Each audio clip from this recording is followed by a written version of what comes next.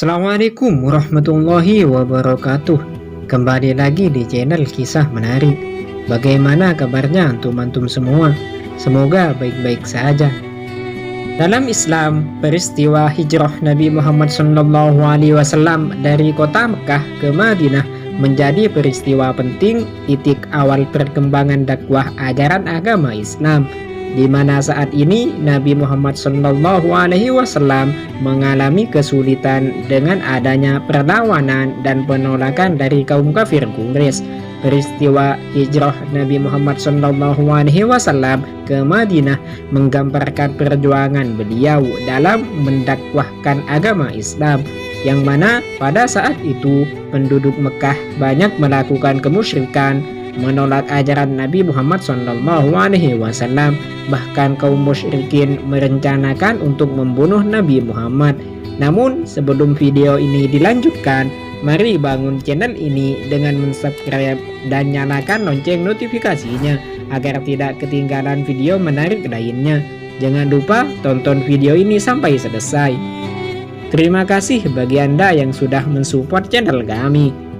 Pada tahun 622 Masehi, Nabi Muhammad SAW menerima wahyu dari Allah Subhanahu wa Ta'ala melalui malaikat Jibril yang isinya pemberitahuan tentang persekongkolan kaum musyrikin dan izin dari Allah kepada Nabi Muhammad agar beliau hijrah ke Yastrib atau Madinah. Di siang terik matahari, Nabi Muhammad kemudian pergi ke kediaman Abu Bakar untuk bersama-sama menyepakati tahapan hijrah. Setelah berdiskusi dengan Sayyidina Abu Bakar, maka Nabi Muhammad SAW kembali ke rumah beliau menunggu datangnya malam untuk mulai hijrah.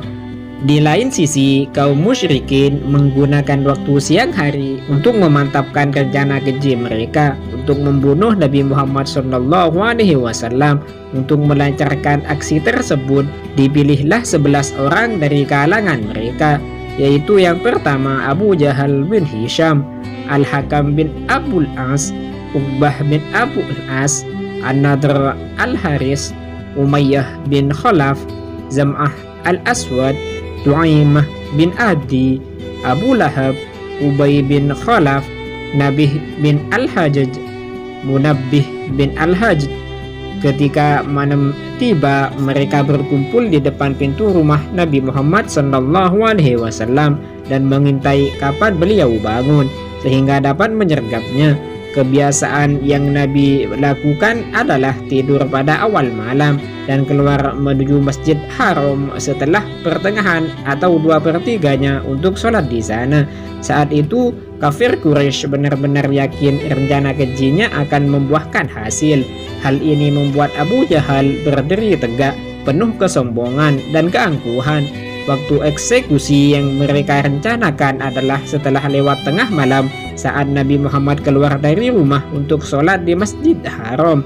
Mereka melewati malam dengan berjaga-jaga sembari menunggu tengah malam tiba. Namun Allah berkuasa atas segalanya. Allah Maha Melindungi dan tidak dapat yang melindungi selainnya. Allah menepati janji yang telah difirmankannya kepada Rasulullah SAW. Allah berfirman yang artinya, dan ingatlah ketika orang-orang kafir Quraisy memikirkan tipu daya terhadapmu Muhammad untuk menangkap dan memenjarakanmu atau membunuhmu atau mengusirmu. Mereka membuat tipu daya dan Allah menggagalkan tipu daya itu. Allah adalah sebaik-baik pembalas tipu daya. Quran Surah Al-Anfal ayat 30. Sekalipun persiapan yang dilakukan oleh kaum kafir Quraisy mengepung rumah Rasulullah SAW dengan sangat ketat, mereka tetap mengalami kegagalan yang memalukan. Pada malam itu Rasulullah berkata kepada Ali bin Abi Thalib, "Tidurlah di tempat tidurku, berselimutlah dengan burdah hijau yang berasal dari Hadramaut milikku. Gunakanlah untuk tidurmu, sebab tidak akan ada sesuatu pun yang engkau benci dari mereka yang mampu menjangkaumu." Setelah Rasulullah telah berhasil keluar dan menembus barisan penjagaan orang-orang kafir Quraisy, beliau memungut setumpuk tanah dari Al-Bata lalu menaburkannya ke arah kepala mereka. Ketika itu Allah telah mencabut pandangan mereka dari melihat beliau, sehingga tidak dapat melihat beliau keluar dari rumah, sedangkan beliau membaca firman-Nya yang artinya, dan kami jadikan di hadapan mereka sekat dinding, dan di belakang mereka juga sekat, dan kami tutup mata mereka sehingga mereka tidak dapat melihat. Kemudian Rasulullah Shallallahu Alaihi Wasallam berjalan menuju kediaman Sayyidina Abu Bakar. Kemudian keduanya keluar melalui pintu kecil di bagian belakang rumah Sayyidina Abu Bakar dan menuju Gua Thur ke arah Yaman. Saat itu orang-orang Quraisy yang mengepung rumah Rasulullah tetap menunggu hingga waktu yang tepat, dan menjelang tiba waktu tersebut tanda-tanda kegagalan sudah nampak bagi mereka.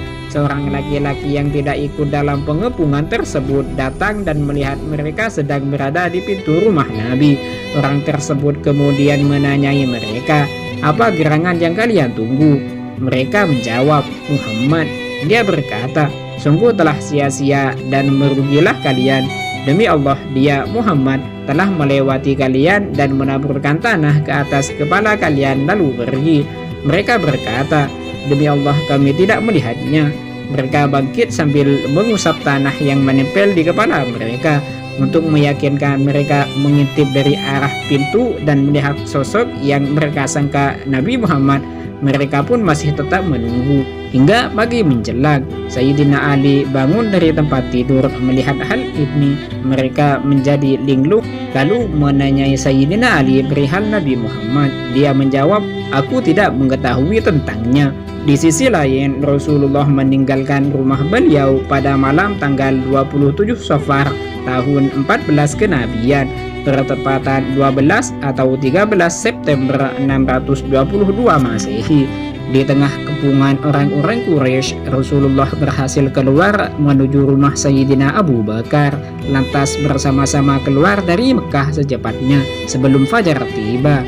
Rasulullah telah mengetahui bahwa orang-orang Quraisy akan berupaya keras untuk mencarinya, dan jalan yang pertama kali akan disisir oleh mereka adalah jalan utama kota Madinah yang menuju ke arah utara. Oleh karena itu, beliau memilih jalan yang berlawanan arah, yaitu jalan yang terletak di selatan Mekah yang menuju arah Yaman. Beliau menempuh jalan ini sepanjang 5 mil hingga akhirnya sampai ke sebuah bukit yang dikenal dengan Bukit Thur atau Jabal Thur, bukit yang tinggi dan jalannya terjal. Untuk mencapai gua, jalan sulit didaki dan banyak bebatuan. Kondisi ini membuat kaki Rasulullah lecet. Ketika tiba di mulut Gua Thur, Sayyidina Abu Bakar berkata, "Demi Allah, jangan engkau masuk dulu sebelum aku masuk. Jika ada sesuatu di dalamnya, biarlah aku yang mengalaminya saja." Kemudian Sayyidina Abu Bakar masuk melihat kondisi gua, lalu membersihkannya. Dia menemukan di sampingnya ada beberapa lubang, lantas menyobek kainnya dan menyumbat lubang tersebut. Setelah dinilai aman, Sayyidina Abu Bakar kemudian berkata kepada Rasulullah, "Masuklah." Rasulullah pun masuk dan merebahkan kepalanya di pangkuan Sayyidina Abu Bakar lalu tertidur, sementara kaki Sayyidina Abu Bakar disengat binatang berbisa dari lubang yang dia tutupi dengan kain. Namun dia tidak bergerak sedikit pun, menahan rasa sakit yang luar biasa karena khawatir membangunkan Rasulullah. Kondisi ini membuat air matanya menetes membasahi wajah Rasulullah. Lantas beliau berkata, "Ada apa denganmu, wahai Abu Bakar?" tanya Nabi Muhammad SAW. Lantas Sayyidina Abu Bakar menjawab, "Wahai Rasulullah, aku telah disengat ular." Lantas Rasulullah SAW meludahi ke bekas sengatan tersebut, sehingga rasa sakit yang dialami Sayyidina Abu Bakar hilang seketika. Cukup sekian video kali ini. Semoga yang menonton video ini dilancarkan rezekinya oleh Allah dan dipermudah segala urusannya. Jangan lupa subscribe, like, and share, dan nyalakan lonceng notifikasinya agar tidak ketinggalan video terbaru lainnya. Assalamualaikum warahmatullahi wabarakatuh.